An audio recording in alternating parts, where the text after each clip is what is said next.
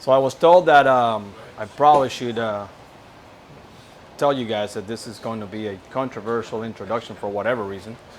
I didn't read it at all on purpose because I didn't want to know what it was. But here it goes. It's about to get controversial. But that should not come as a surprise because God is not bound by what feckless political hacks call inclusion. If you demand that the creator of the universe operate in equity, then I have some disturbing news for you. We all deserve to burn. Let me be clear about what is meant by equity, the quality of being fair and impartial. I'm not sorry if this makes you uncomfortable. Yahweh's version of fair and impartial must include justice. You see, a just God who operates in equity must exact punishment on everyone equally. This, of course, is true unless he allows a third party to be inserted into the equation to cover the cost for some. Some, how is that equitable? This is where the examination of inclusivity enters and is likely what will disturb you most. If Yahweh was all inclusive, he'd not favor any particular person or group, yet it is clear that he does. Some get his name, some are special, some get double, some are chosen, some are above, some get blessed. He identifies, isolates, and then closely examines some. He treats them differently by offering them a unique opportunity. Should they accept, they are given special privileges. Some and not others, yikes. God is guilty of racial profiling. His version of equity has an exclusivity clause. Some and not others. Report that in today's woke media and you will witness the colossal character assassination of Yahweh. Let the indictment of Judeo-Christian God begin. Can you imagine the arrogance, the gall, the utter absurdity? Mankind with its modern institutions and more decides, using his own set of standards and beliefs, if the creator of the universe is right or wrong. Let that sink in. I pray you are not fooled by the relative morality of the day. A culture of virtue is not defined by people. Virtue is simply, and in its purest form, defined by God. Yahweh decides what is good and right. That is reality. If you don't like it, if you disagree with God that he chooses some and not others, his use of racial profiling, take it up with him. Be warned, however, every example of every pious, self-righteous boob, whoever challenged God's right to make his own rules and standards, regretted his decision. What makes you think it will be different for you? Now for the reading of God's holy writ. The Lord spoke to Moses, saying, Speak to Aaron and his sons, saying, This is the way you shall bless the children of Israel. Say to them, The Lord bless you and keep you. The Lord make his face shine upon you and be gracious to you. The Lord lift up his countenance upon you and give you peace. So they shall put my name on the children of Israel, and I will bless them. Numbers 6, chapter 22, verse 27. 6:22 to 27. But you are a chosen generation, a chosen race, a royal priesthood, a holy nation, his own special people, a people for his own possession, that you may proclaim the praises of him who called you out of darkness into his marvelous light. 1 Peter chapter 2, verse 9. You did not choose me, but I chose you and appointed you that you should go and bear fruit, that your fruit should remain, that whatever you ask the Father in my name, he may give you. That's John chapter 15, verse 16. Let's pray. Father, we are so thankful that indeed that you from eternity past have known in your infinite omniscience for those who would come and receive salvation, that you reminded us that to as many as received him, meaning your son Yeshua, to them you gave the right to become your children. Indeed, all of us are your creation, but only those who have recognized their need of a Savior, those who have recognized that they're sinful and that they needed to repent, to turn from sin and to walk in your direction. To them only you have given that capacity. So we're ever thankful for your plan of salvation. We're ever thankful for your plan of bringing kingdom to planet Earth, and that we have been given the capacity to understand those things that are from the spiritual realm, that in the material sense, for those who are devoid of spiritual capacity, cannot comprehend. So we want to live life according to your precepts. We want to exercise the power and the capacities that you've given us, bestowed upon us by your Holy Spirit. We want to be a true representation of who you are, your character revealed unto us by your holy word. So as we take that word today, we read it, we study it, we seek your face, we seek your spirit, and we ask that you will indwell each and every one of us afresh. In Yeshua's name we pray. Amen. Welcome. If this is your first time here, my name is Manny. I get the fantastic, fabulous opportunity week in and week out to present the teaching ahead of Dr. Jeff coming up here and giving you the teaching that he's prepared so eloquently and so diligently. Every week we upload those notes onto the website, kingdomembassyministries.org. If you have not ever made your way there, we would think that you will be all the blessed if you decided to do so. You're going to have no shortage of information. It'll be a powerful, powerful time that you're going to spend there. And reading this, as I was spending time today in my devotion, first I was reading the book of Proverbs, chapter 1, verse 7. And the fear of the Lord is the beginning of knowledge, right? And you can't understand anything on this planet without knowing first that there's a God. Because nothing outside of that makes any sense. If the fact is that there is no God, we're nothing more than protoplasm just bumping into each other. We're just some cells moving around that got here from time plus matter plus chance. And so where's morality come from in that scenario? You know, this reading of the preclusion of the teaching, it gives me a desire to teach this myself, because this is right along the alleys of the things that I love to speak about. God's sovereignty and how it is that he has this plan that he's put into place. And you can talk to atheists all day long, or you can talk to agnostics all day long, and you can hear all kinds of silly conversations as to how this world came into existence. But I have this book, I don't know if anybody's ever read it. It's called I Don't Have Enough Faith to Be an Atheist. Anybody ever read that book? It's about 300 pages long. And if you have never read it, it's a very, very good read. You should spend some time doing it. Before I let Dr. Jeff come up here, something of my own I wanted to ask everybody is, do you guys find life to be like overly busy? Anybody here find that? Yeah? I just want to, for those who raise their hand, maybe the other guys are just half asleep or they don't do anything at all in their life, so I'm not sure. But I just want to say to you, if you fall into the category of where life is really, really busy, be proactive about spending time alone with God. Amen. Be proactive about it. And I'm speaking to you from my own experiences, because I happen to be somebody who happens to be very, very, very busy. But I seek that quiet, special time with the Lord every single day. I couldn't do life without it, I promise you that.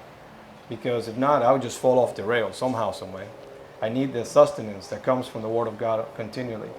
And so if you're the person that life just comes at you from different angles, you know, you have little ones, you have job, you have XYZ, and I can just add on ad infinitum. I just want to say to you, be proactive in seeking that time. And don't always think that you're going to have some kind of like a wow moment in what you're reading, but you're going to walk away with at least something that's going to empower you, that's going to strengthen you, that's going to give you some direction for that day, that week, whatever the case might be. Enjoy it. It really is powerful when you spend that time with God, when you can just turn the phone off, forget that thing. It's going to be there when you're done, I promise you. It's not going anywhere. It doesn't have legs. So just put it aside, turn off the notifications, because I don't know if you notice, the moment you open up your word, you start praying, you start reading, you start doing something, you know, text come through, phone call starts happening, the dog is barking, you know, something else is happening, trying to take your concentration away. And don't let that be the case, because you need that time. Amen? Amen. Oh, yes. Manny. You have like a spiritual radar. So, pretty controversial introduction, right? I kind of enjoyed writing that this week, and even the title of today's message is pretty controversial for those of you who love to take notes. And I really do encourage you to read the notes in advance. The title of today's message is called Racial Profiling. Last week it was Refund the Police, right? So I like these things. But I have to say, of all the messages recently and maybe even since we started this ministry, this is probably the one with the greatest bait and switch. I don't think the message is going to be quite as controversial as the introduction. It was almost like a shock appeal. I think I wanted you to get like shocked into this thing about God choosing. And for those that track where we are in the portions, we're in Numbers chapter 4, starting in verse 21, all the way through 789. Yeah, chapter 7 of Numbers is one of the longest chapters in the Bible. But even in my introduction, you know how I usually give you like points. I'm going to do something a teeny bit different today. I want to kind of set the stage of where we all were in life before we encountered the Lord. And it's kind of got a nautical theme, all right? So here it is. And we're going to go through these stages in our teaching as well. So we were all aboard a sinking ship that was dead in the water. By the way, but that's a nautical phrase that means a motionless sail ship on a windless day with no momentum or any chance of progression. That was you. The water was ice cold and infested with sharks, and none of us can swim. In the frantic sinking moments, we are injured and bleeding, and there are few seats on the lifeboats. That was all your situation. So here's the question. Do you jump overboard? Do you even know if you're bleeding? Do you see sharks in the water? Do you know you will die of hypothermia after you leap in or fall in or pushed in? If you're not torn to pieces by the sharks first? Do you even know? Frantic thoughts are so loud in your head that they make it difficult to hear. Calm down. There's a lifeboat right over there. And although it appears overcrowded, there is space for you. However, the only way to climb aboard the lifeboat is you have to hear God's voice and listen for his instructions. You see, this whole idea that you kind of picked up in that introduction about God choosing, this picture, like Manny, I know Manny loves this topic, free will versus choice versus sovereignty. How do they work together? God knows everything. God chooses everything, and yet we're having this opportunity to make a decision. And you know what? The controversy of that message is not what this is about. I'm going to tell you, when you leave here today, if you could leave with the deepest appreciation you've ever had for the fact that God chose you, then I've done my job. That's where I want to leave you today.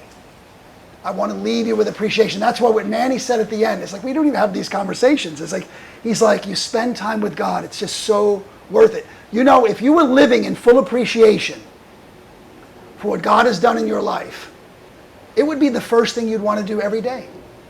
Like that's where you'd want to be.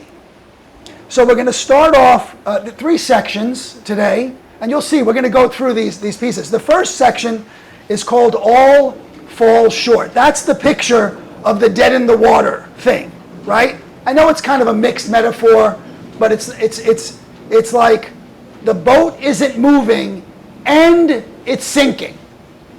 Both of these things are happening, and there's no chance of progression. And you need to really appreciate that was your destiny. That's where you were heading. That was your life. That's every human's life without an encounter with Yeshua. It's a motionless, lifeless state. And then this thing happened. This is the piece you have to get. This is what it says in Ephesians 2. And he made alive who were dead in your trespasses and sins. God, who is rich in his mercy, because of his great love, which he loved us. Great choice of song that brought that up today. Even when we were dead in our trespasses and sins, made us alive together with Christ. There is so much richness that we're going to connect to our Torah portion today, just in this phraseology. And then he goes on to say, for by grace you have been saved. For by grace you have been saved. Ephesians 2, 1-5. So, ask yourself the question. Who was motionless, without wind, dead in the water, sinking? Everyone. everyone.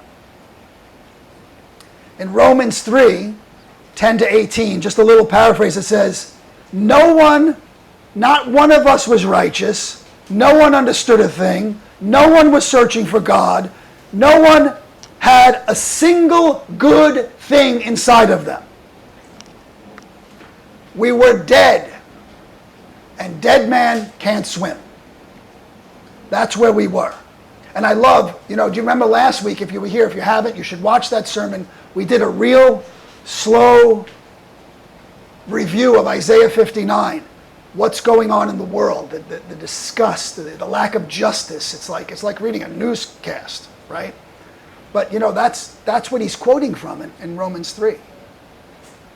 It's like there's no justice, there's no hope, there's no one making any good choices. See, that's without Christ. Every single one of us, it goes on in Romans 3, is condemned by the sin. None of us had access to God, other than if God did something to bypass our sins. And of course, he says that came in the way of faith in Christ. This is what it sounds like in Romans 3. All have sinned and fall short of the glory of God. I really want to impress on you, so you're not just bypassing, I'm already a Christian, so yeah. Because, we get lazy and we get fat in our faith. We forget to have appreciation. We get tied up in what's going on in the world, and we don't remember this basic thing. Without God, you fell short. Being justified freely by his grace through redemption that is in Christ Jesus, whom God set forth as propitiation by his blood through faith. God had passed over the sins that were previously committed, that he might be just. Do you remember in the introduction, it says, if you want equity, there has to be justice. God, a just God, must punish disobedience. That's what a just God does. But it says he might be just and the justifier of the one who has faith in Christ. So that gift of faith, the thing about faith, and this is where God's sovereignty comes in. You see, that gift of faith was given to you. You couldn't muster it up. Romans 12:3. In Ephesians 2, it continues in verse 8. It says, for by faith, through grace, we've been saved from our sins. That's how it happened. It says in 2 Peter, we all, in the first verse of the first chapter, we all have the same faith together. He writes a letter to this audience, his disciples, right before his death, and he says, hey, by the way, we all came to faith the same way. Through God, through his Son. Through the Father, through his Son. And in John 1, 11 to 13, the summary is this: your faith was not even your will, it was the will of the Father. So you could see this wonderful place that we lived. How did this happen? If you were just a dead, windless sail ship, or you were just a panicked person in a sinking boat, and you looked around and it was like kind of that Titanic scene, like the water is like 31 degrees, you got maybe 4 minutes in that water before you freeze to death. But it's even worse than that. You're bleeding, and there's sharks all around. You know how sharks get attracted to blood. That's your option. What do?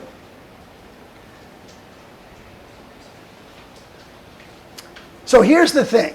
If we're all guilty as charged, right?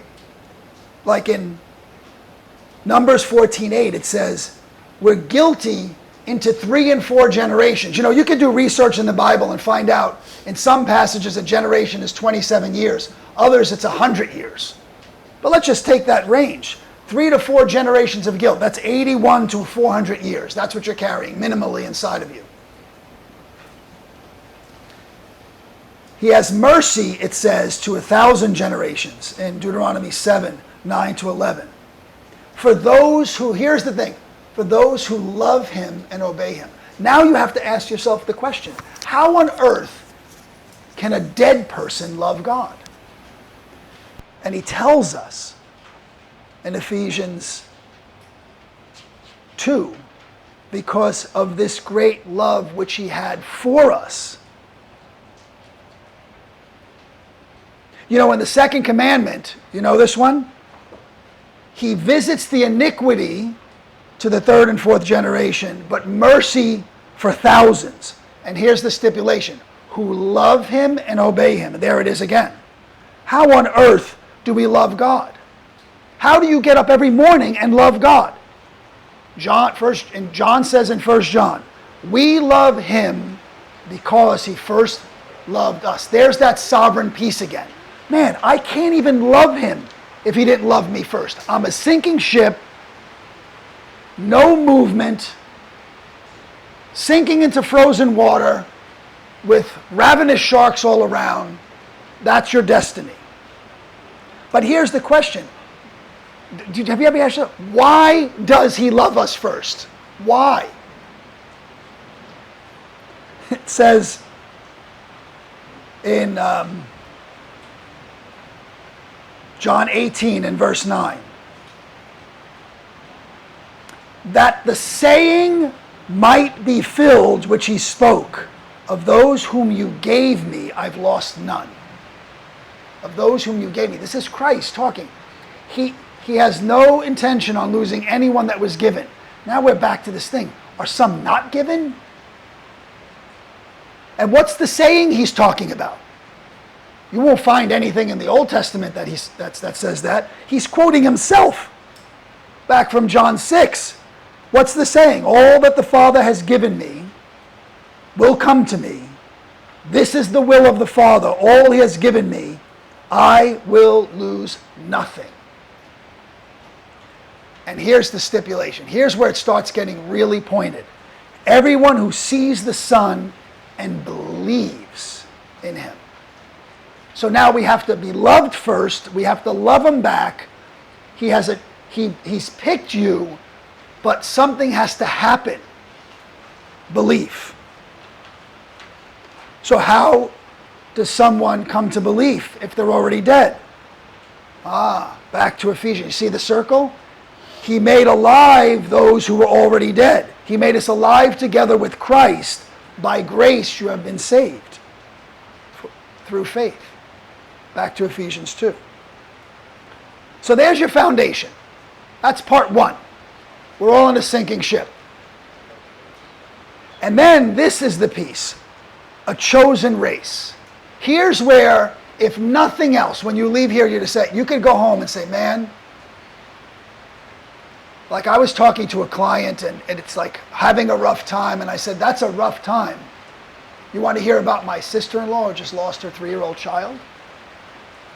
That's her rough time. You may lost your job. That's your rough time. Here's the thing. No matter what the rough time is that's going on, do you spend any time appreciating what I just said? Sinking ship, frozen water, bleeding, sharks all around. That's where you were. So here's the question.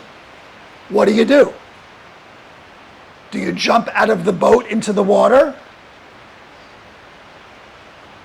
Remember, blood in the water is a bad idea when there's sharks around, right? Which of course you're bleeding because you panicked. You scrambled around and you were throwing somebody out of the way so you could rush to the lifeboat. We're going to talk about what happens if you force yourself onto the lifeboat. The Bible talks about that. You can't force your way onto the lifeboat. There's a parable about it. It's the parable of the lifeboats. You don't know that one?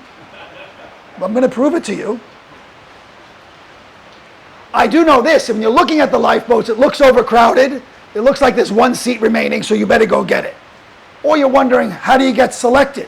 What is this process? Is it age, weight, ethnicity, gender? Can I even say gender publicly anymore? Yes. Gender? Okay, so here's the selection process. You did not choose God, he chose you. There's the selection process, John 15:16. Here's the reality about who you were, race, gender, age, weight. Here's what he says. Paul, Galatians 3:28. Lock this one in, write this one down. We're going to come back to this one. There is neither Jew nor Greek. There is neither slave nor free. There is neither male nor female. That's where they get it from. For you are all, here's the stipulation. You are all one in Christ.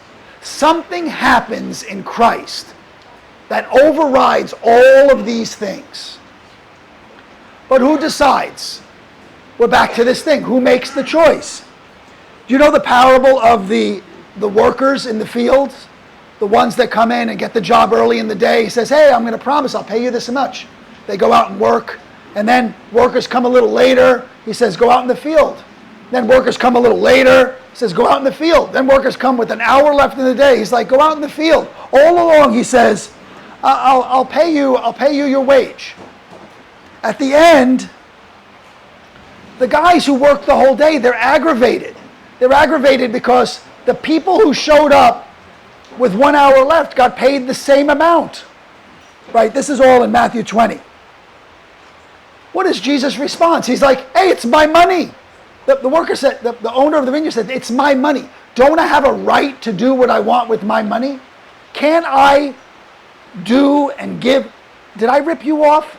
Did I not pay you what I promised you that you agreed to? I did. Then why are you worried about this person? I chose that person to give them that sovereignly with what was mine.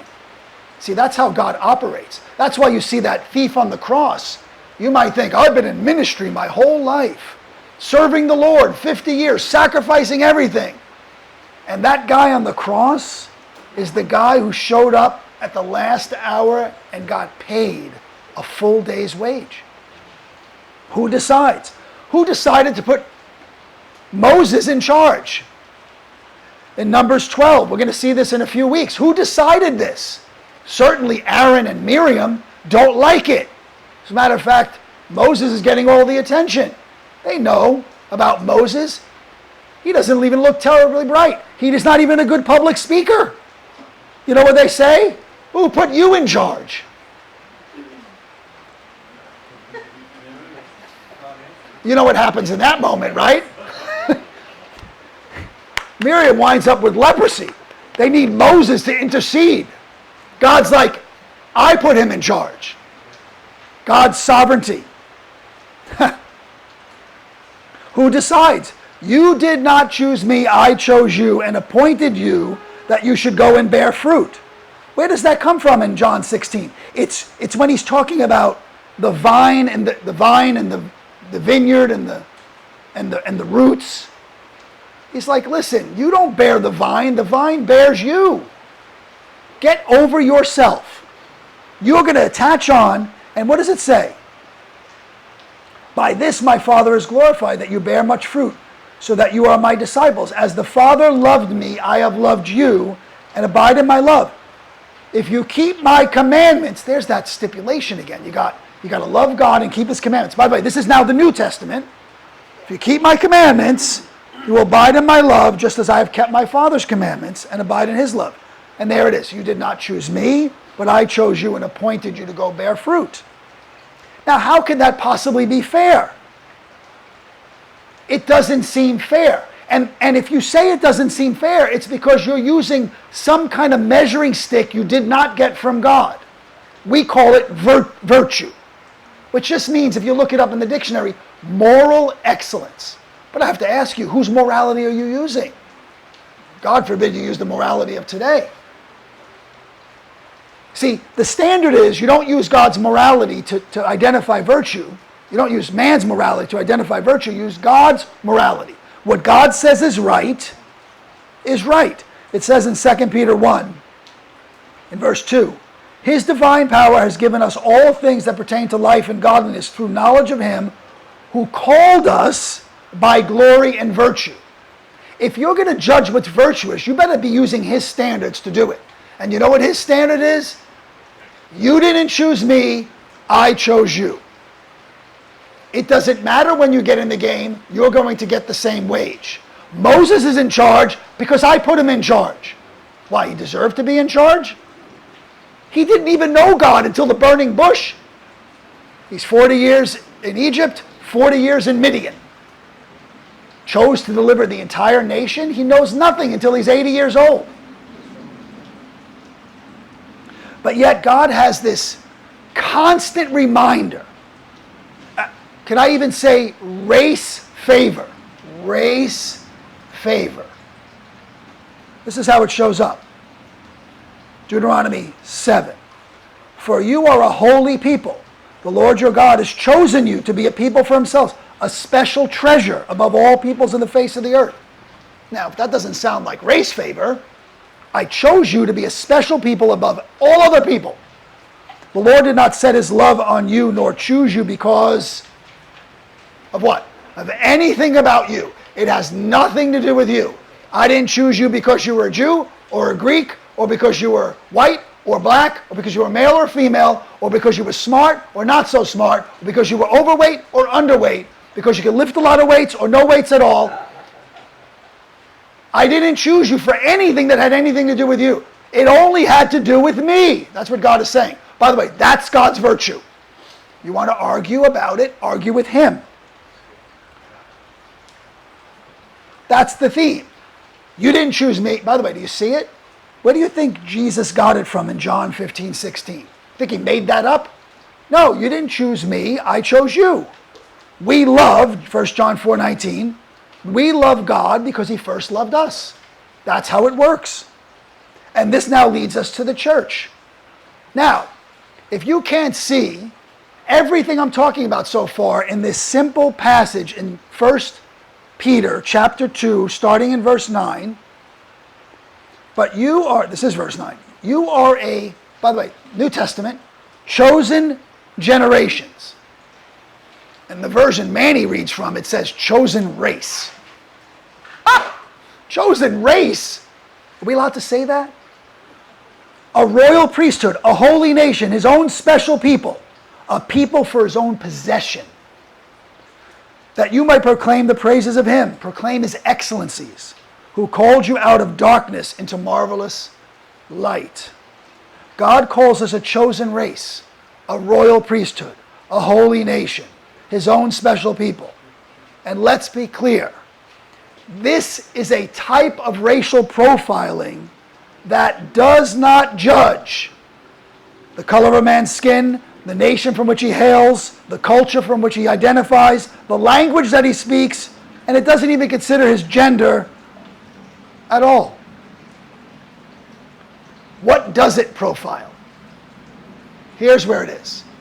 This is the connection. This is what glues the entire Old Testament and all the verses we're going to see about God choosing, God choosing, God choosing, his special people, his holy people, above all the nations. It's glued in this one thing. Here it is again. There is neither Jew nor Greek, slave nor free, male nor female. But there's this one thing. We are all one if we are one in Christ. There it is, right there. That's how you get into the chosen people nation. You want into the chosen people nation, that's how you do it. No matter where you hail from, no matter what your old religion used to be, no matter how much money you have, or any of the other things we talked about, that's how you do it. It's racial profiling. It's separating God's people from the world. That's what God does. He separates his people from the world. How does he do that? Obey God's voice. And how do we do that? And you will be a special treasure, a kingdom of priests, a holy nation. You know what the other side of the race coin is? It's Egypt. That's what he says. And here's the thing. If a person from Egypt chooses to be profiled otherwise, he has to do it the same way everybody does. One in Christ. Paul could have easily said, there's neither Jew nor Greek nor Egyptian. He could have said that. He's trying to say, it doesn't matter. He happened to use that phrase because that's the controversy of the day.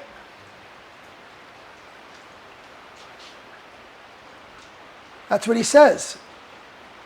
Exodus 19, 4-6. You have seen what I did to the Egyptians, my not chosen people, and how I bore you on eagle's wings and brought you to myself. If you will indeed obey my voice, then you will be a special treasure to me above all the peoples, a kingdom of priests and a holy nation. What are you going to get out of it? Double portion. Isaiah 61. You shall be named priests of the Lord. They shall call you servants of God. You shall have double honor and possess double portion.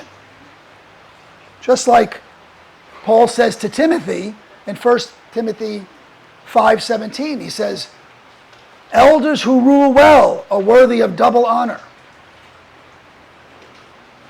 Deuteronomy 14, for you are a holy people to the Lord your God, and the Lord has chosen you to be a people to himself, a special treasure, above all the peoples on the face of the earth. Clearly, this is favoritism. This day, today, the Lord has proclaimed you to be his special people. He will set you high above all the nations that he made. Deuteronomy 26. The question is, how do you become that nation? In 2 Samuel 7, after David has his encounter with God about his desire to build a temple, and Nathan comes along and says, God heard you, and here's what God is promising you because you got this right. This is what he says. This is David's prayer. Who is like your people Israel, the one nation on the earth whom God went to redeem for himself, a people, to make himself a name? You have made your people Israel your very own people forever. See, that's 2 Samuel 7, 23 and 24. You'll see the same exact prayer in 1 Chronicles 17, 20 to 22. But here's the thing. Something is happening. Something's happening. We have this whole, I like to say, especially in the Hebrew roots movement, Christians want all the promises to Israel, but none of the responsibilities. And there's really two sides going on here. There's this reality that there's a physical people, Israel, and then something else happens that we have to talk about. Like, how is this even for you? What does Paul write to the Colossians? Therefore, as you, the elect of God, it's another separation phrase. Beloved, let the peace of God rule in your hearts. Let the word of Christ dwell in you richly. He says to Titus, when he writes to Titus, Paul, God purified for himself a special people and the designation of that holy nation. For by grace of God that brings salvation appeared to all men. Wait a minute. It appeared to all men. God and Savior Jesus Christ. Oh, wait a minute. There's an opportunity here. We know the only way to come into that family is through Christ. And he tells Titus, he's appeared to all men, God and Savior, Jesus Christ, that he might redeem. Same exact language we just saw in Deuteronomy. Us from every lawless deed and purify for himself a special people. So, we've seen the separation of this people that seemed to be Israel. Lock this in. You have made your people Israel your very own people forever. And yet we've also seen there's no Jew and there's no Greek. So what reconciles this? How does this get reconciled? It's a very simple reconciliation. It's a blood transfusion. Now I want you to catch this. You may have never seen it before like this in the scriptures, but you're going to see something that explains why today you can claim every one of these special people, special treasure, holy priesthood, special nation. I hope that's what you want. You can claim it for a reason. Here's the reason. Ready? You should have this in your toolbox. Ephesians chapter 2, 11 to 14. Well, it's really 11 to 22. I'll pull out excerpts from it. Ready?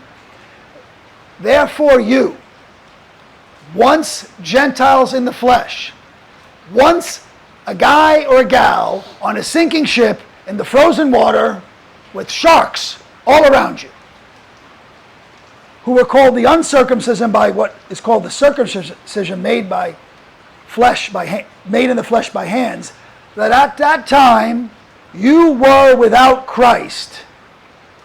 So we knew that, right? That makes sense, Christianity. Hey, at one point in your life you were without Christ. You were in the sinking ship. You were going to be truck food. or an ice cube. You are without Christ, being aliens from the commonwealth of Israel. There it is. There it is, right there. This is Paul making this unbelievable connection to all of these verses, all of these dozens of verses in the Old Testament about the promises to a special chosen people and you as a Christian. At one time when you were a Gentile, what does that mean in the Old Testament? Not Israel. New Testament, not a believer on the sinking ship. And strangers from the covenants of promise, having no hope. Doesn't that sound like the sinking ship? And without God in the world. But now, how? In Christ Jesus, you who were once far off have been brought near by how? By a blood transfusion. By the blood of Christ. For he is our peace, who has made both one. He's reconciled the fact that there's a covenant to physical Israel and spiritual Israel. One doesn't annul the other. They both exist simultaneously. Now, therefore, you are no longer strangers and foreigners, but fellow citizens. Do you see what happened with you when you became a born-again believer? All of those special treasure verses, every single thing that God promised to natural Israel, which still exists, don't forget, it still exists. You now can command and accept for yourself in the spirit world. Special treasure, a royal priesthood, a holy nation. Huh. Now, if we revisit Romans chapter 3, it becomes ever clearer. God chooses, and yet all people opt out. See, that's what happened. We all opted out. That's what happened. That's what the whole thing is about. He reconciles some that he gathers from all the peoples through faith in Jesus to all who believe. There it is. See, everyone opted out. There's no difference if you started off as Israel or not. You can end as Israel. You who were once far off were brought near by the blood of Christ. You are no longer strangers and foreigners, but citizens. That's what he says. For we have previously charged both Jews and Greeks that are all under sin. As it is written, there's no one righteous. Right?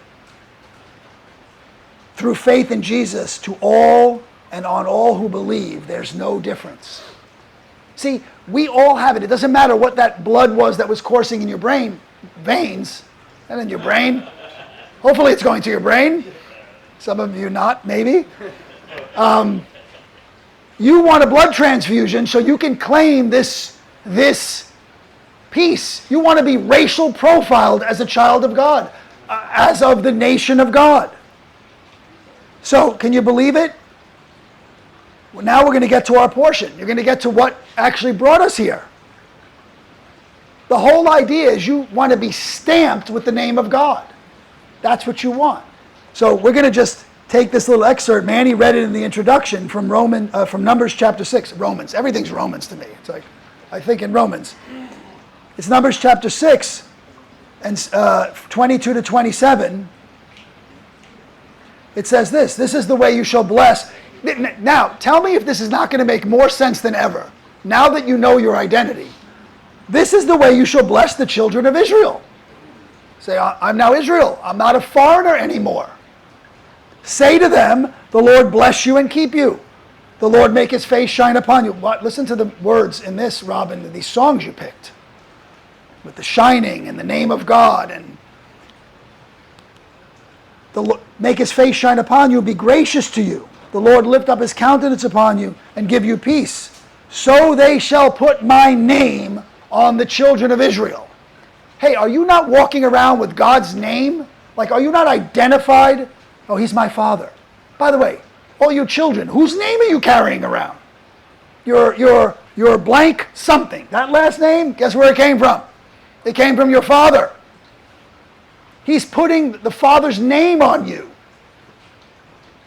The 7 blessings. And remember, this is spiritual and natural. The 7 blessings.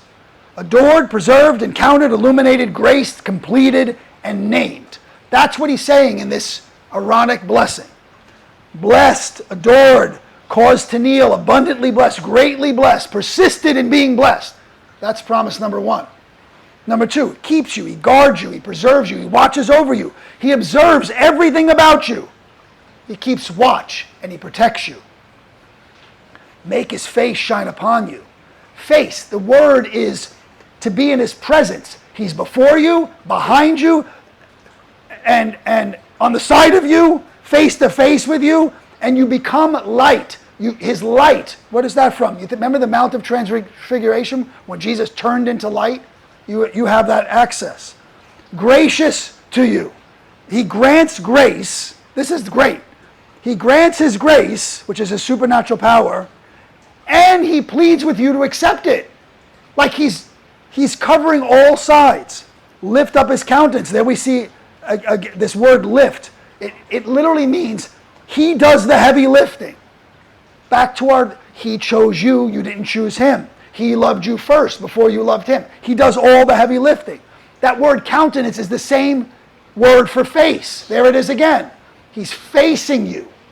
And by the way, that's the same word used in the commandment. You shall have no other gods before me. Exodus 23. Before my face. I'm standing right here, intimately with you. Don't put anything between me. That's what he's offering you in a blessing. He will give you peace. Shalom, you know the word. Completeness, soundness, welfare. Welfare in the earth. Well-being.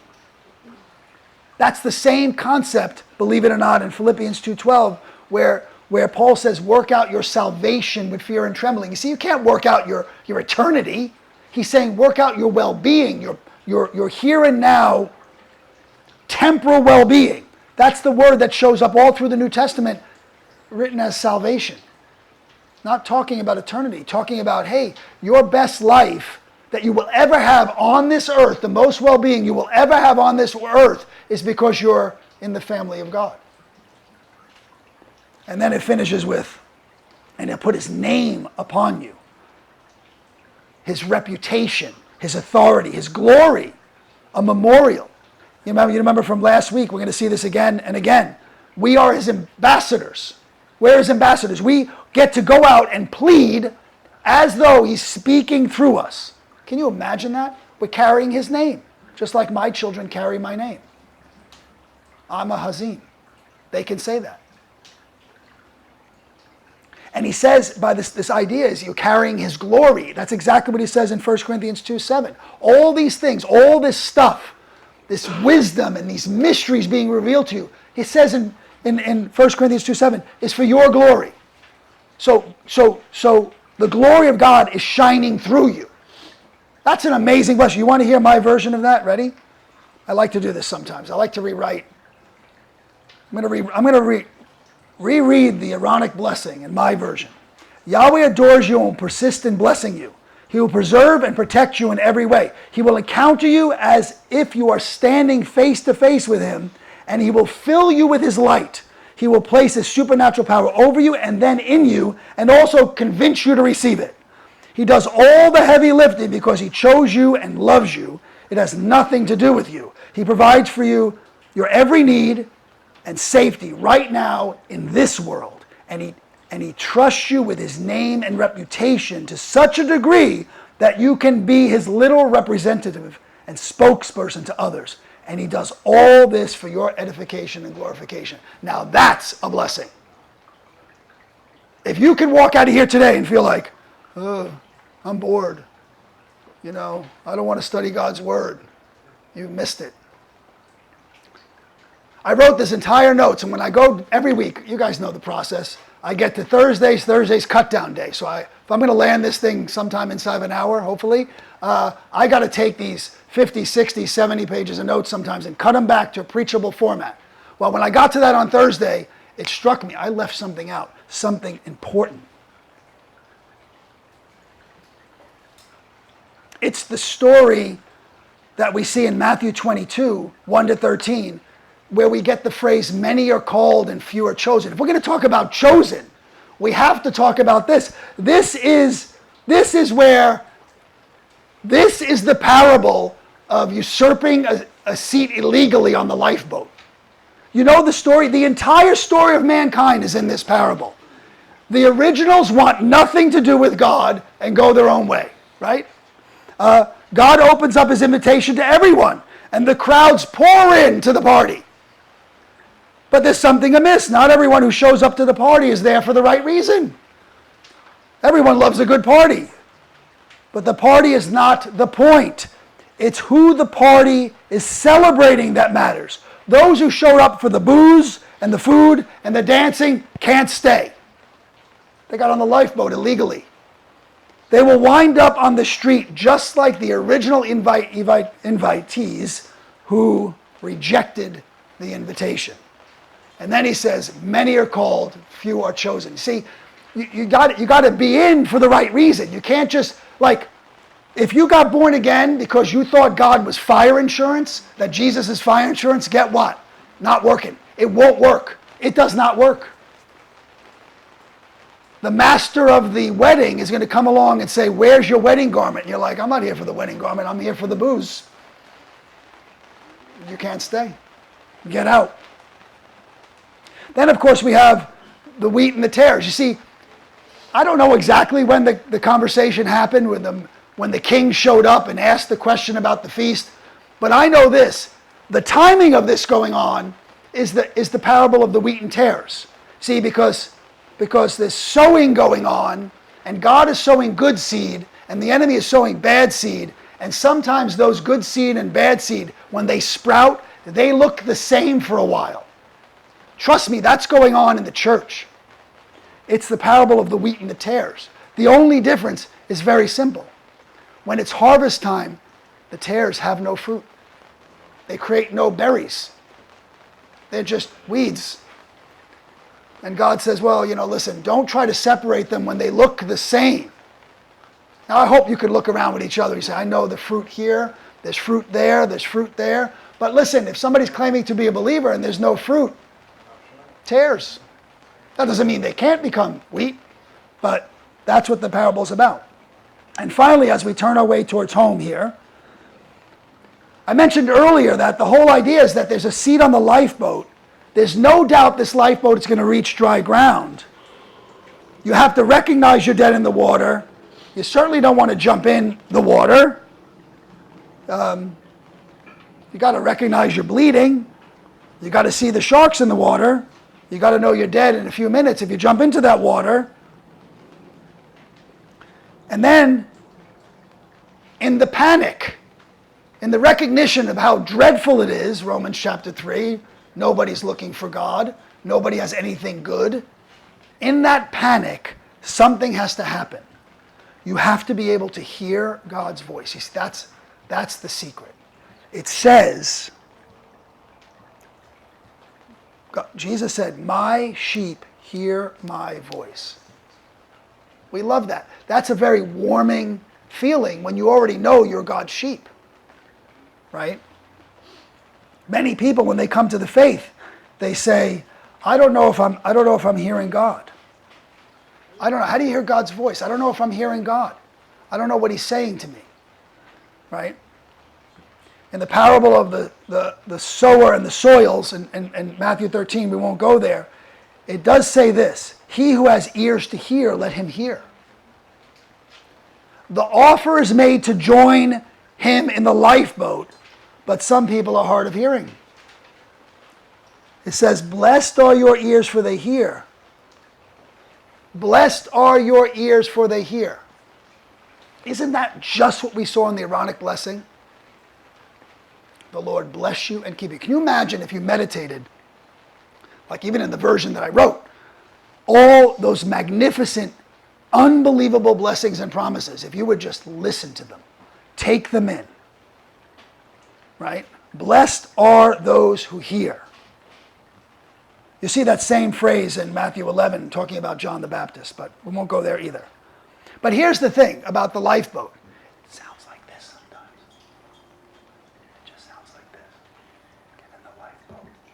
That's what it sounds like. You say, what? 1 Kings 19, 11 and 12. Behold, the Lord passed by, and a great and strong wind tore into the mountains and broke the rocks in pieces before the Lord. But the Lord was not in the wind. And after the wind there was a giant earthquake, but the Lord was not in the earthquake. And after the earthquake, a fire, but the Lord was not in the fire.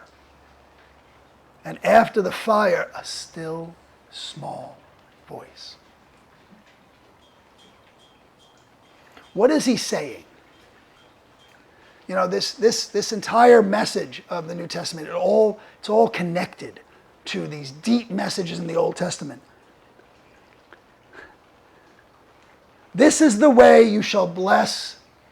This is the way you shall bless the children of Israel. This is the way. This is the way. Walk in it. See, that's what the still small voice is saying.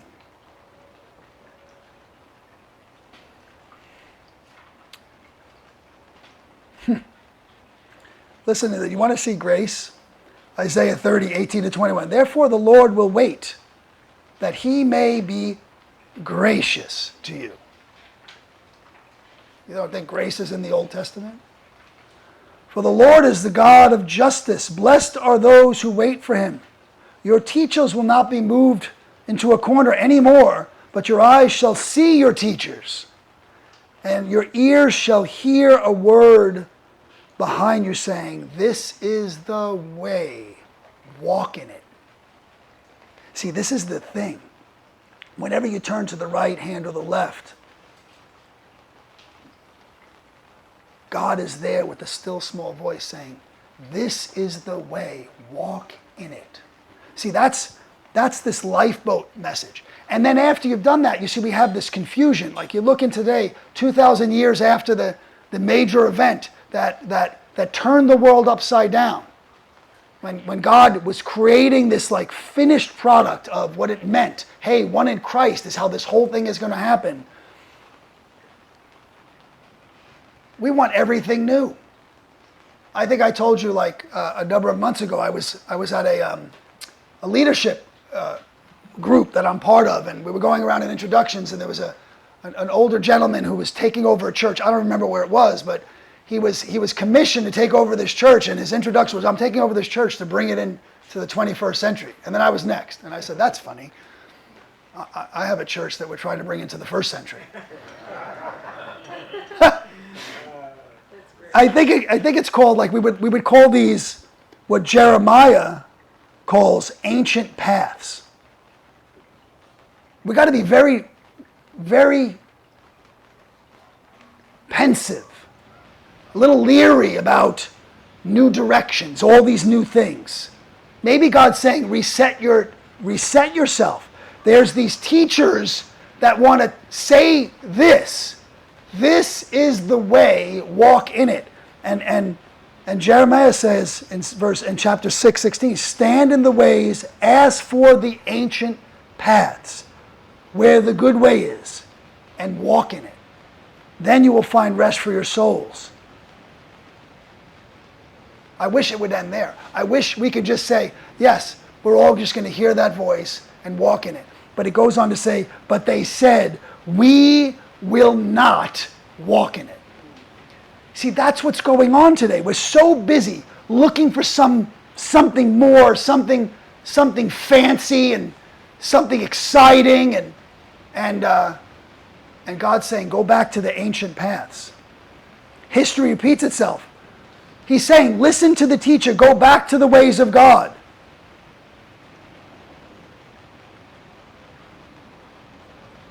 But they said in verse 17 again, after God says through Jeremiah, I set watchmen over you, saying, listen to the sound of the trumpet.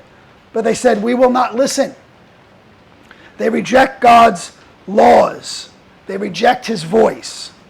And God just brings calamity. He goes on to say in verse 21, he says, therefore thus says the Lord, behold, I will lay stumbling blocks before the people. Isn't that amazing? The very thing we're talking about today, this very idea of stumbling blocks, shows up when Peter is talking about the chosen race. The very thing identifying you, the thing that when you went from, Gentile to Israel, when you got chosen and you came into the family of God, what does he say? Coming to him as a living stone, rejected indeed by men, but chosen by God. You also as living stones are being built up a spiritual house, a holy priesthood. Behold, I lay in Zion a cornerstone, elect, precious. The stone which the builders rejected has become the chief cornerstone, a stumbling block and a rock of offense.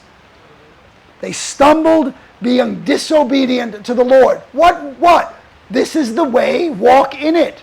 Walk in the ancient paths. Stop making up this new stuff.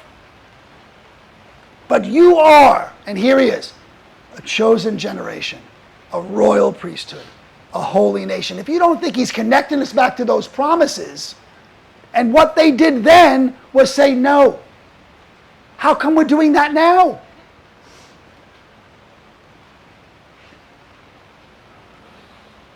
So as we turn towards a close, the very last verse of our Torah portion says this about Moses. I pray this is for all of you. It's verse 89, chapter 7 in Numbers. It's the final piece that kind of brings this whole thing together. It says this: Now when Moses went into the tabernacle of the meeting to speak with him, he heard a voice of the one speaking to him from above the mercy seat that was on the ark of the testimony, from between the two cherubim. Thus God spoke to him. See, that's where we are. That's where we can get to this place. My sheep hear my voice. Not chosen, not one of him, equals deaf to his voice. That's what's happening. That's what makes the great chasm between God's racial profiling. This is what it says in John. You should read all of John 10. Just read all of John 10. But here's 22 to 30 summary. You do not believe because you are not my sheep. Wait, we have to believe to be his sheep. But you don't believe because you're not one of my sheep. My sheep hear my voice, and I know that they know me, and they follow me.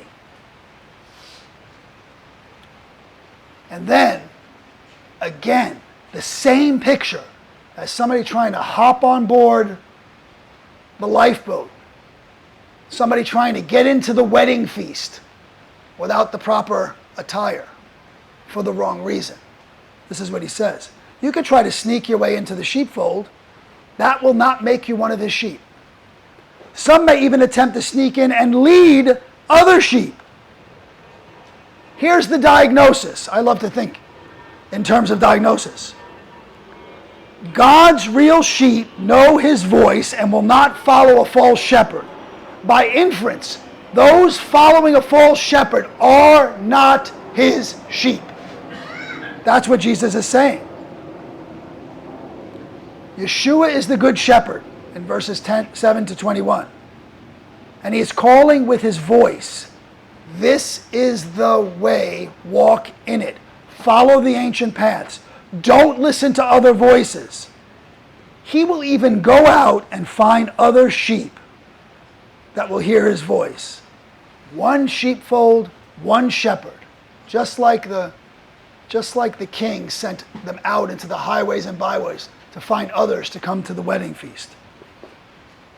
See, now this makes perfect sense. No Jew, no Greek, no more Gentiles. Once they are made one in Christ. You know what he says about the imposters? You know what the imposters are going to say? Why do you listen to him? See, Jesus knows exactly what's going to be going on in the world. Imposters are going to come in, fake shepherds, fake sheepfold, and their message is not going to be, this is the way, walk in it. It's going to be, why are you listening to him?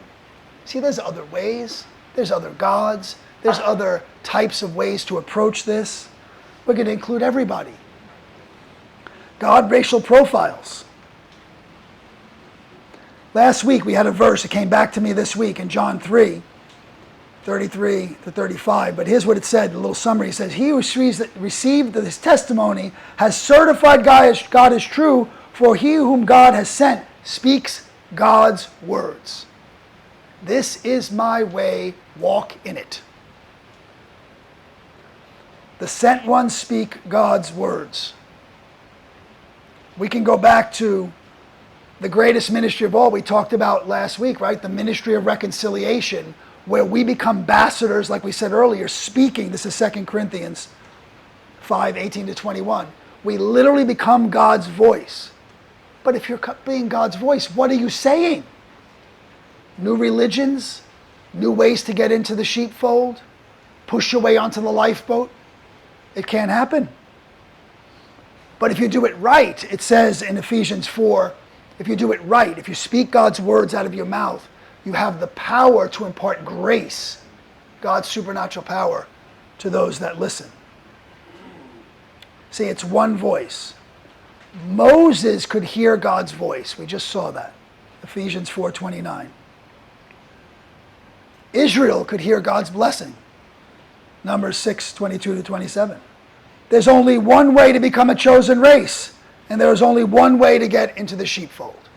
My sheep hear my voice, and I know them, and they follow me. John 10:22 to 30. This is my way, walk in it. Isaiah 30:18 to 21, and Jeremiah 6:16. And I am the propitiation for your sins. 1 John 2:2. What does that mean? That means you got a blood transfusion. Your blood for his blood. Amen?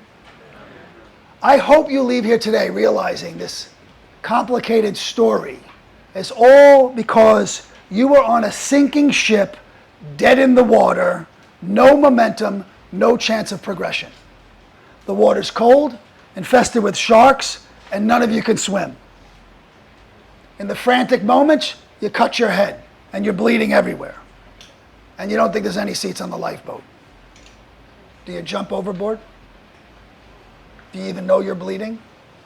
Do you see sharks in the water? Do you know you're going to die of hypothermia if you don't get swallowed up by a shark first?